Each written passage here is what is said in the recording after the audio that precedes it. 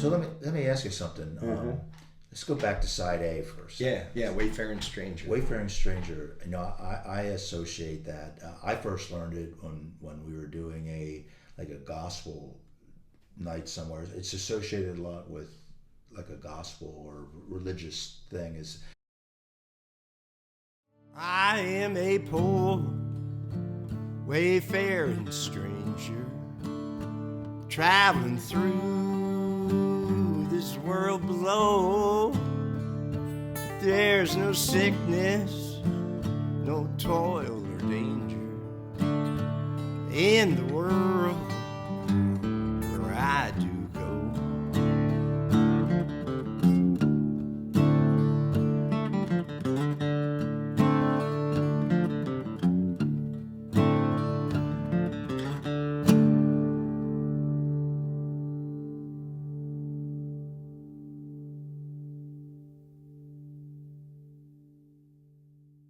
Are you turning religious on me, or what's going on? Well, that's why the choice of the song? why the song.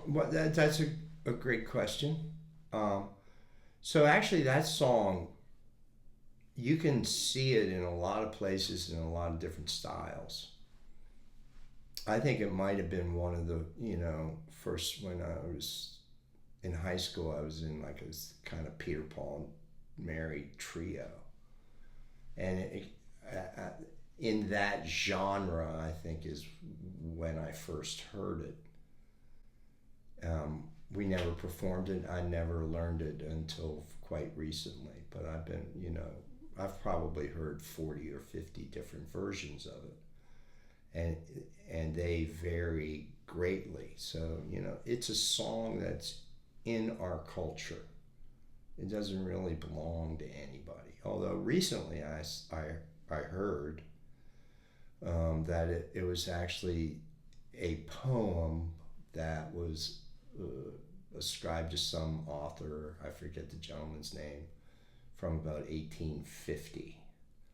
I don't know if that's true or not, but that. So if you look on an album and that's there, does it say traditional or is it traditional, public domain? Okay. It doesn't belong to anybody, and I think by the lyrics you can very easily use it in a religious kind of context. But it also has this other take where it's religious, but it's metaphoric. And that's the way I approach it. So I am a poor wayfaring stranger, traveling through this world below, the South. There's no hunger, no danger in the world where I do go. Where is he going? Well, he's going to tell us a little bit later. Why is he going there? I'm going there to see my father. Then the next time is I'm going there to see my mother. So some of me is already where I'm going. And then I kind of wrote my own third verse, as I like to do with public domain songs. I just follow that bright star above me, up in the sky, to the cool and calm. So I take it as a runaway slave from the deep South going to Canada. It's not explicit, and it's not the only interpretation that a listener could come up with. But that's what I'm singing about. Well, I know we exchanged a video a month or two ago where it was Jack White's version, which for me, it's a strong version. Being a Graham Parsons, big follower of his music and the whole style. I saw, wearing like a nudie jacket. Yeah. and that is a really cool video. And actually, I didn't know he had that in him. I didn't know that side. Well, he's a surprising guy. I think he's got whatever he wants in him, and you know, we see what he allows us to. But he's a very interesting guy, and that version, visually, I agree with you. But if you just listen to it, to me, it just is. Here's a modern white guy, you know, pretty well off. I'm sure he's not starving to death or anything like that, but he can put himself into that Appalachian genre. Right. He is so well. He's like a a Dave Van Ronk. Or a Ry Cooder, record collector. Coming from the Appalachian mountain town of Detroit. Yeah, right. But you know, he has listened for thousands of hours. Yeah. To he reminds me a lot like you. I mean, you are so well exposed to pretty much all of everything that's been recorded since Emerson, having to do with the United States, and some international kind of stuff as well. Right. You know, and that's Jack White. And then the other version that I really like, Bill Monroe. You know, widely regarded as the father of bluegrass. In a very rare solo recording. There's a lot of films of him playing over the years, but it's always with his band.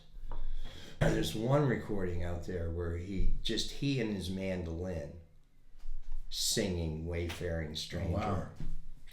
And that's got that, not to be stereotypical, but that high holler Kentucky voice of Bill Monroe's. It's very haunting kind of version of it. Now, did you put the mandolin on the recording? No. I know that on the last album you had some mandolin stuff. Did you think about it at all? You know, I think me and the mandolin have to kind of part ways. It was nice knowing it, but my fingers have put a lot of hours on string instruments. I have a rougher time coming to those type of conclusions. I keep on thinking that someday I'm going to like play it a lot, or any of these instruments. I got a wall of instruments, and yeah, I'm going to learn that. Well, the mandolin, because it's you know, the strings are so short and they're doubled, and there's a lot of wear and tear on my hands, and I like playing guitar so much. I would hate to waste some of those guitar hours on a mandolin. Is the conclusion I've come to now. You know, when I was young, you don't think about that kind of stuff, right?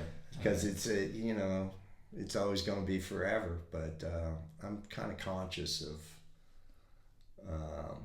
Seems like, you know, running out of time. Well, one interesting thing is, again, I play it in the Prophets, and we play it much faster. It's almost like a joy, you know. Oh, did you do a version of the Wayfarin Stranger? Oh yeah. Did you? Yeah.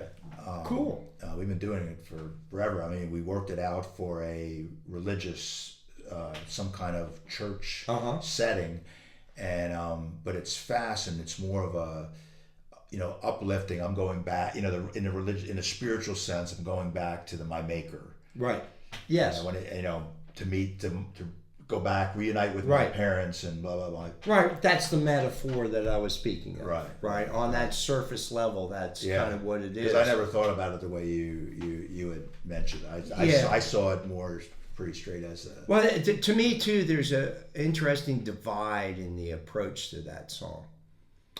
There's the Jack White. There's the Bill Monroe, and me trying to fit into that kind of approach of kind of raw, authentic, not particularly refined, you know, there's tons of mistakes in that video, but I don't care because I think it's real, Yeah. you know. And that song needs that. Well, there are some, I'm sure there's heavily produced ones, but and a total opposite of feel. I mean, much more developed chord progressions. right. Sevens, minor sevens, go to the 2, using the 6 chord. Strings, you can do a very nice orchestral. Matter of fact, which I'm kind of excited about, really fine guitar player who's also a composer, chairman of the guitar department at the Manhattan School of Music, David Leisner. He has written a concerto for the guitar. So that's classical guitar with an orchestral backing on Wayfarin Stranger, Huh. which to me is going to be a very significant piece in the classical guitar repertoire because it's American, which for some reason or other, American classical guitar community, and actually I'm not going to pick on my classical guitar friends, the American classical music community really ignores our cultural history.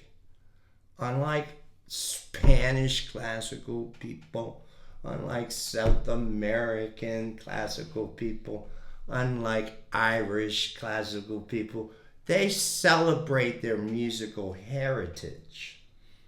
But we seem to think ours is not worthy of inclusion into these fine artworks, when in fact, almost all kinds of renowned around the world cultural historians will say with no hesitation that the best cultural contribution of the United States to the world culture is jazz. And we got jazz all over the place, and it shows up zilchoid in our classical fine art musical history. And so shame on you guys, get on board. I'm sorry, I didn't mean to go on my rant. No, it's your show. Who am I? I'm just sitting here sipping a Coke, listening to you go on and on. Dude, it's one of those songs, as a guy who tries to write songs myself, that it seems perfect. You know, the melody it just seems to... Pentatonic minor. And doesn't have a lot of notes. To Shenandoah. Shenandoah. Side B, Shenandoah. Side B, Shenandoah.